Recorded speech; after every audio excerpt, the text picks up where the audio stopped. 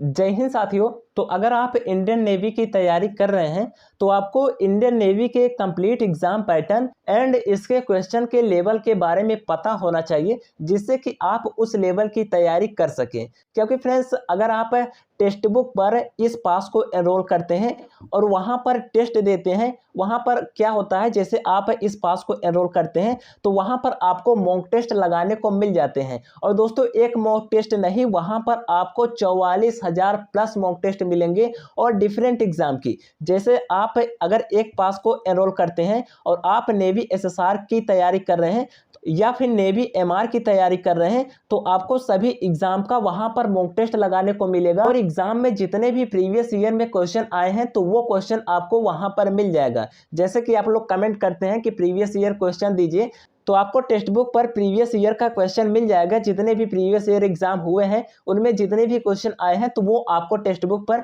मिल जाएगा। तो फ्रेंड्स, आप एग्जाम में जाने से पहले टेक्स्ट बुक पर ज़्यादा से ज़्यादा प्रैक्टिस कीजिए, ज़्यादा से ज़्यादा मॉक टेस्ट लगाइए। और वहाँ पर जब आप मॉक टेस्ट लगाएंगे, जैसे अगर आप नेवी एसएसआर की तैयारी कर रहे हैं तो आपको पता होगा कि इसके एग्जाम में टोटल 100 क्वेश्चन आते हैं। तो टेक्स्ट बुक पर सेम एग्जाम पैटर्न के बेस पर आपको टेस्ट देने को मिलेगा और उस टेस्ट को जैसे आप देकर सबमिट करेंगे तो आपको वहां पर आपका लाइव रैंक दिखाया जाएगा, आपका स्कोर दिखाया जाएगा कि आपके 100 में से कितने मार्क आ रहे हैं। तो फ्रेंड्स, आप टेक्स्ट बुक पर जाकर टेस्ट लगाइए। और टेक्स्ट बुक पर अगर आपके एसएसआर की बात करें, एसएसआर में टेक्स्ट बुक पर अगर आपके 50 प्लस आ रहे हैं तो फ्रेंड्स आप 100% सेफ जोन में हैं। और अगर आपका स्कोर 40 प्लस आ रहा है तो भी आपका सिलेक्शन श्योर है एसएसआर के लिए। और एमआर की बात करें तो एमआर का भी यहां पर मिल जाएगा एक ही पास में। अगर आप एक ही पास एनरोल करते हैं तो एमआर का भी मिल जाएगा, एयरफोर्स का भी मिल जाएगा, कोस्ट गार्ड का भी मिल जाएगा। अर्थात एक पास पर आपको लगभग 500 प्लस एग्जाम के टेस्ट देने को मिल जाएंगे, प्रीवियस ईयर क्वेश्चन मिल जाएंगे। तो आप वहां पर जाइए। और एमआर की बात करें तो एमआर में अगर आपका 30 प्लस आ रहा है तो भी आपका सिलेक्शन हो जाएगा। तो आप टेक्स्ट बुक पर जाइए, इस पास को एनरोल कीजिए। इसका लिंक वीडियो के डिस्क्रिप्शन बॉक्स में मिल जाएगा और ये कोड हमारा यूज करेंगे DFS तो आपको 20% का डिस्काउंट मिल जाएगा और आप इसे ओनली 400 में एनरोल कर पाएंगे। तो लिंक वीडियो के डिस्क्रिप्शन बॉक्स में है, आप जाइए, वहां पर लगाइए टेस्ट और कमेंट सेक्शन में हमें बता दीजिएगा कि आपके टेक्स्ट बुक पर कितने मार्क आ रहे हैं। तो फ्रेंड्स, आज का हमारा जो पहला क्वेश्चन है वो है टिहरी बांध का निर्माण किस नदी पर किया गया है। इसका राइट आंसर आपको बताना है कि टिहरी बांध किस नदी पर है।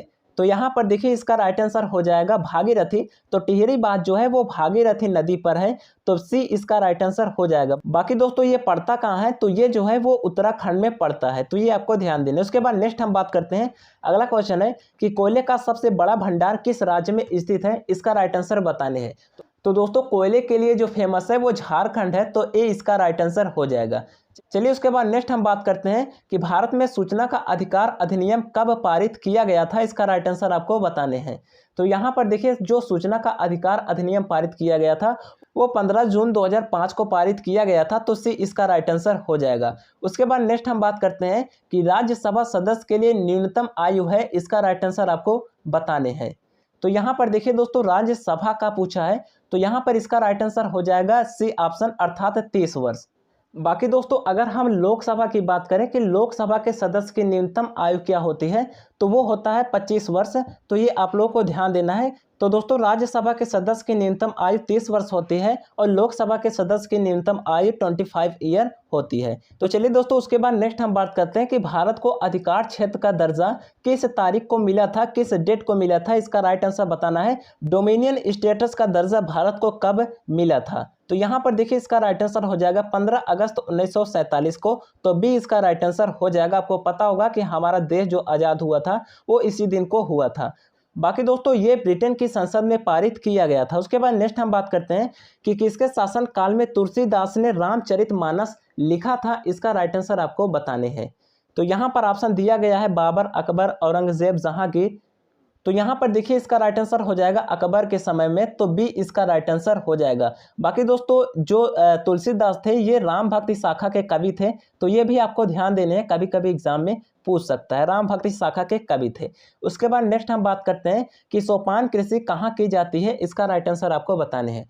तो दोस्तों सोपान कृषि जो की जाती है वो पहाड़ों के ढलानों पर की जाती है, तो बी इसका राइट आंसर हो जाएगा। उसके बाद अगला क्वेश्चन है कि ताजे पानी का हिमांक बिंदु क्या है, इसका राइट आंसर बताने हैं। तो यहाँ पर हिमांक बिंदु पूछा जा रहा है, तो इसका राइट आंसर हो जाएगा 0 डिग्री सेल्सियस, तो सी इसका राइट आंसर हो जाएगा। बाकी दोस्तों अगर यहाँ पर गलनांक बिंदु की बात करता तो गलनांक बिंदु 100 डिग्री सेल्सियस होता है। आपको पता होगा कि 0 डिग्री सेल्सियस पर जल जो होता है वो बर्फ बन जाता है। उसके बाद नेक्स्ट हम बात करते हैं कि निम्न में से किसका प्रभाव ध्वनि के वेग पर नहीं पड़ता, इसका राइट आंसर आपको बताने हैं। तो दोस्तों इसका राइट आंसर हो जाएगा प्रेशर, अर्थात दाब पर इसका प्रभाव नहीं पड़ता। उसके बाद नेक्स्ट बात करते हैं, अगला क्वेश्चन है कास्ट स्प्लिट क्या होती है, इसका राइट आंसर आपको बताने हैं। यहाँ पर पूछा है कास्ट स्प्लिट क्या होती है, तो यहाँ पर देखिए दोस्तों कास्ट स्प्लिट जो होता है वो मिथिल एल्कोहल को कहा जाता है, तो ए इसका राइट आंसर हो जाएगा। बाकी दोस्तों मिथिल एल्कोहल की बात करें तो मिथिल एल्कोहल का जो फार्मूला होता है वो CH3OH होता है, तो ये आपको ध्यान देना है। केमिस्ट्री के क्वेश्चन में इससे पूछ सकते हैं, क्योंकि आपको पता होगा कि इसमें जो क्वेश्चन आएंगे वो केमिस्ट्री के क्वेश्चन भी आएंगे, जनरल साइंस में वो इंक्लूड रहेंगे। उसके बाद नेक्स्ट हम बात करते हैं कि राष्ट्रपति अपना त्याग किसे प्रस्तुत करता है, इसका राइट आंसर आपको बताने हैं। तो यहाँ पर देखिए दोस्तों राष्ट्रपति पूछा जा रहा है, तो दोस्तों इसमें आपको कंफ्यूज नहीं होना है, तो इसका राइट आंसर हो जाएगा उपराष्ट्रपति। बाकी दोस्तों एग्जाम में ऐसा आ सकता है यहाँ पर ऑप्शन में वो राज्यपाल इंक्लूड कर देगा, तो आप लोग यहाँ पर ये कंफ्यूज ना होइएगा कि राष्ट्रपति अपना जो त्यागपत्र है वो राज्यपाल को सौंपेगा, तो ऐसा नहीं है। तो राष्ट्रपति अपना त्यागपत्र उपराष्ट्रपति को सौंपते हैं। उसके बाद नेक्स्ट हम बात करते हैं कि राष्ट्रीय कोष का अभिरक्षक कौन है, इसका राइट आंसर बताएंगे। राष्ट्रीय कोष का अभिरक्षक कौन है, तो यहाँ पर देखिए इसका राइट आंसर हो जाएगा विधानमंडल, तो डी इसका राइट आंसर हो जाएगा। उसके बाद नेक्स्ट हम बात करते हैं कि निम्न में से किसका मिलान सही नहीं है। यहाँ पर दिया गया है हिंदू विवाह अधिनियम 1955, यहाँ पर दोस्तों डैश होना चाहिए, तो यहाँ पर आप ऐसे समझ लीजिएगा हिंदू विवाह अधिनियम जो है वो 1955 ईस्वी को पारित किया गया था, तो यहाँ पर इस तरीके से कौन सा इसमें सही नहीं है। तो यहाँ पर देखिए आपका 4 क्वेश्चन कवर हो जाते हैं।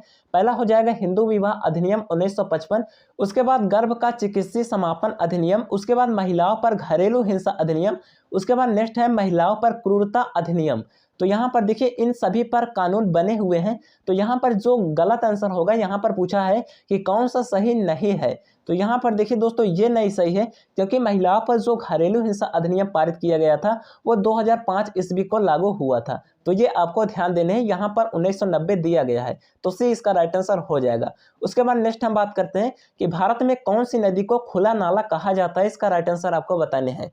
तो यहाँ पर देखिए इसका राइट आंसर हो जाएगा यमुना नदी। आपको पता होगा कि हमारे देश में कहीं ना कहीं थोड़ा बहुत कमी है जो है वो सफाई को लेकर, क्योंकि यहाँ पर इसमें गंदगी बहुत ज़्यादा है यमुना नदी पर, तो इसलिए इसे खुला नाला कहा जाता है, तो ये आपको ध्यान देने हैं। हालांकि इस पर बहुत सारी योजनाएं चल रही हैं गवर्नमेंट द्वारा, पता होगा कि नमामि गंगे जैसी योजनाएं भी चल रही हैं नदियों की साफ सफाई के लिए। चलिए उसके बाद नेक्स्ट हम बात करते हैं कि एल नीनो क्या है, इसका राइट आंसर आपको बताने हैं। एल नीनो है, तो यहाँ पर ऑप्शन दिया गया है, इसका राइट आंसर आप बताएंगे। तो दोस्तों एल नीनो जो कहा जाता है वो उष्ण समुद्री धारा को कहा जाता है, तो ये आपको ध्यान देने हैं। उसके बाद नेक्स्ट हम बात करते हैं कि जवाहर रोजगार योजना संचालित की जाती है, इसका राइट आंसर आपको बताने हैं। तो यहाँ पर देखिए जवाहर रोजगार योजना जो संचालित की जाती है वो ग्राम पंचायतों द्वारा की जाती है, तो भी इसका राइट आंसर हो जाएगा। चलिए उसके बाद नेक्स्ट हम बात करते हैं कि किसान दिवस मनाया जाता है, इसका राइट आंसर आपको बताने हैं। तो यहाँ पर देखिए दोस्तों किसान दिवस जो है वो 23 दिसंबर को मनाया जाता है, तो डी इसका राइट आंसर हो जाएगा। चलिए उसके बाद नेक्स्ट हम बात करते हैं बाकी दोस्तों किस अवसर पर मनाया जाता है, इसकी बात करें तो भारत के जो पूर्व प्रधानमंत्री थे चौधरी चरण सिंह, तो उनके जन्म दिवस पर यह मनाया जाता है। चलिए उसके बाद नेक्स्ट हम बात करते हैं कि विश्व आदिवासी दिवस कब मनाया जाता है, इसका राइट आंसर आपको बताने हैं। तो यहाँ पर देखिए फ्रेंड्स विश्व आदिवासी दिवस 9 अगस्त को मनाया जाता है, तो ये आपको ध्यान देने हैं। बाकी दोस्तों एक इंपॉर्टेंट है, यहाँ पर 14 जून कर लीजिएगा, तो 14 जून को यहाँ पर जो मनाया जाता है वो रक्तदान दिवस मनाया जाता है, तो ये आप लोगों को ध्यान देने हैं।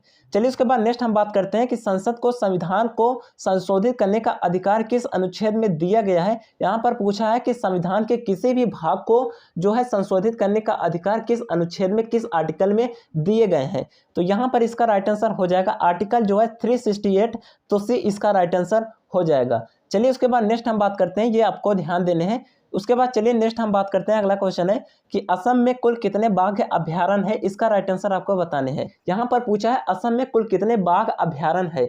तो यहाँ पर असम के बाघ अभ्यारण्य की बात करें तो टोटल 4 बाघ अभ्यारण्य है। दोस्तों इससे पहले हमने बाघ अभ्यारण्य असम के बारे में भी बताया होगा, तो वहां पर हमने पार्टिकुलर बताया होगा कि कौन कौन से बाघ अभ्यारण्य स्थित है। यहाँ पर चारों की बात करें तो ये इंपॉर्टेंट है, ये आप लोग नोट कर लीजिएगा। तो यहाँ पर चारों की बात करें तो मानस हो जाएगा, उसके बाद नेमोरी हो जाएगा, यहाँ पर मैं चारों लिख दे रहा हूँ। उसके बाद यहाँ पर ओरंग हो गया, तो ये आप लोगों को ध्यान देने हैं, ओरंग हो गया। उसके बाद काजीरंगा हो गया, तो ये आपको ध्यान देना है। ये 4 जो है बाघ अभ्यारण्य असम में स्थित है, तो यहाँ से क्वेश्चन आ सकते हैं। तो चलिए फ्रेंड्स उसके बाद नेक्स्ट हम बात करते हैं। अगला क्वेश्चन है कि पूर्व का पेरिस किसे कहा जाता है, इसका राइट आंसर आपको बताने हैं। तो यहाँ पर देखिए दोस्तों, पूर्व का पेरिस जयपुर को कहा जाता है, तो बी इसका राइट आंसर हो जाएगा।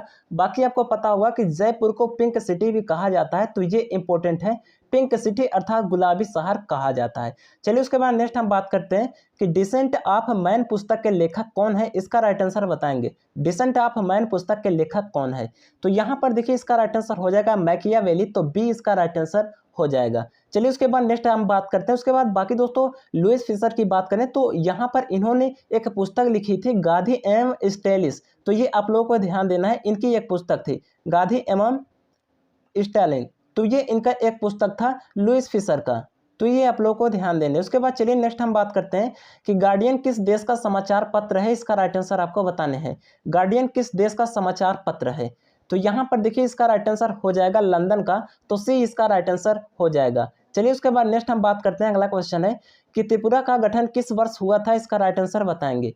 त्रिपुरा का गठन किस वर्ष हुआ था, तो यहाँ पर फ्रेंड्स त्रिपुरा का गठन जो हुआ था वो 1972 ईस्वी में हुआ था, अर्थात 21 जनवरी 1972 ईस्वी को हुआ था। बाकी दोस्तों हम 2014 की बात करें तो 2014 में जो हुआ था वो तेलंगाना का हुआ था, तो ये आपको ध्यान देने हैं, इससे रिलेटेड क्वेश्चन आपके एग्जाम में बनते हैं।